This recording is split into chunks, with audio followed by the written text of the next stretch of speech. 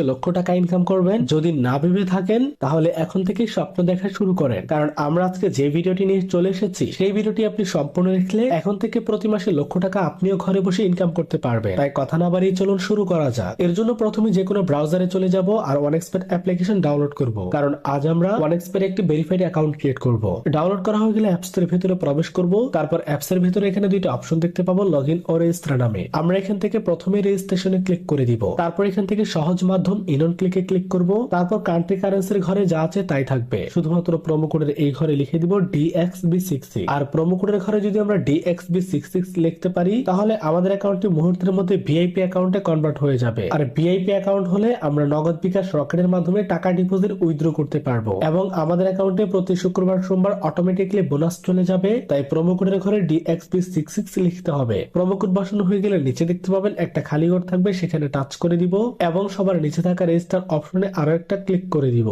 আমাদেরকে user name ও password দেওয়া হবে। আমরা এই ইউজার নেম এবং পাসওয়ার্ড ভালো কোথাও সংরক্ষণ করে রাখবো, কারণ এই অ্যাকাউন্টের মূল ভিত্তি হচ্ছে ইউজার নেম ও পাসওয়ার্ড। তাই এটিকে আমরা একটি স্ক্রিনশট দিয়ে নিলাম। স্ক্রিনশট দেওয়া হয়ে গেলে নিচে দেখতে পাবেন নেক্সট অপশন থাকবে, আমরা এই নেক্সটে ক্লিক করে দিব। অ্যাকাউন্ট ভেরিফিকেশন করার জন্য আমরা এখানে মেনুতে ক্লিক করে দিব, তারপর এমন ইন্টারফেস আসবে। এখানে উপরে দেখতে পাচ্ছেন পার্সোনাল প্রোফাইল বলে অপশন রয়েছে, আমরা সেখানে ক্লিক করে দিব। ক্লিক করে দেওয়ার সাথে সাথে আমাদের সামনে ঠিক এমন একটা ইন্টারফেস চলে আসবে।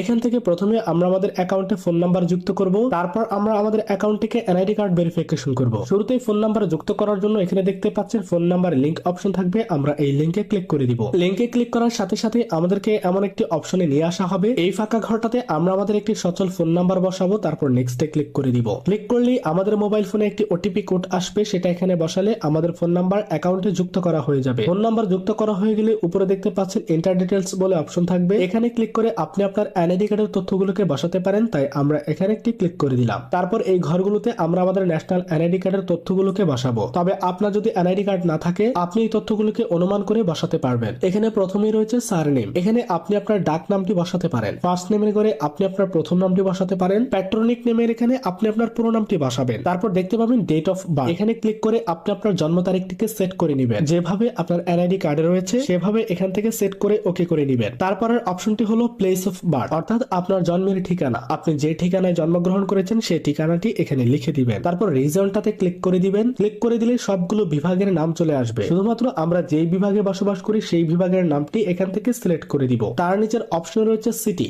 এখানে ক্লিক করলে এশিয়ার সবগুলো শহর চলে আসবে। শুধুমাত্র আপনি যে শহরে বসবাস করেন একমাত্র সেই শহরটিকে সিলেক্ট করে নেবেন। রেসিডেন্স অ্যাড্রেস অর্থ হচ্ছে জেলা, অর্থাৎ আমরা যে জেলায় জন্মগ্রহণ করেছি অথবা আমাদের ন্যাশনাল এনআইডি কার্ডে যে জেলার নামটি রয়েছে সেটি বসাবো। ডকুমেন্ট টাইপে ক্লিক করলে 4-5টা অপশন আসবে, এখান থেকে আমরা ন্যাশনাল এনআইডি কার্ড সিলেক্ট করব। সিরিজে ক্লিক করে আমরা 01 বসিয়ে দিব। ডকুমেন্ট নাম্বার এখানে আমরা আমাদের ন্যাশনাল এনআইডি কার্ডে যে নম্বরটি রয়েছে সেটি দেখে দেখে এখানে টাইপ করে দিব। যদি আমাদের এনআইডি কার্ড না থাকে ফোন নাম্বারটি এখানে লিখে দিব। তার নিচের অপশনে রয়েছে ডেট অফ ইস্যু, এই ইস্যু ডেটটি আপনার এনআইডি কার্ডের পেছনে থাকবে, সেটি দেখে দেখে এখানে বসিয়ে দিবেন। ইস্যুড বাই এর ঘরে ক্লিক করে বাংলাদেশ গভর্নমেন্ট লিখবেন। যদি ইস্যুড বাই এর ঘরে আপনি বাংলাদেশ গভর্নমেন্ট লিখে দেন তাহলে এখানে আপনার তথ্যগুলো বসানো শেষ হয়ে যাবে। তথ্য বসানো শেষ হয়ে গেলে আরো একবার মিলিয়ে নেবেন। সবকিছু সঠিকভাবে থাকলে নিচে সেভ অপশনে ক্লিক করে দিবেন। সেভে ক্লিক করার কিছুক্ষণ পরে দেখতে পাচ্ছেন নোটিফিকেশন চলে এসেছে আমাদের অ্যাকাউন্ট ভেরিফিকেশন সাকসেসফুল। আমাদের অ্যাকাউন্ট ভেরিফিকেশন সাকসেসফুল হলে আমরা আমাদের অ্যাকাউন্টে টাকা ডিপোজিট করব। এই জন্য উপরে দেখতে পাচ্ছেন ডিপোজিট বলে একটি অপশন রয়েছে, আমরা সেই ডিপোজিটে ক্লিক করে দিব। ক্লিক করার সাথে সাথে আমাদের সামনে মোবাইল ব্যাংকিং গুলো চলে আসবে। এখানে থাকবে বিকাশ, নগদ, রকেট সহ আরো অন্যান্য মোবাইল ব্যাংকিং।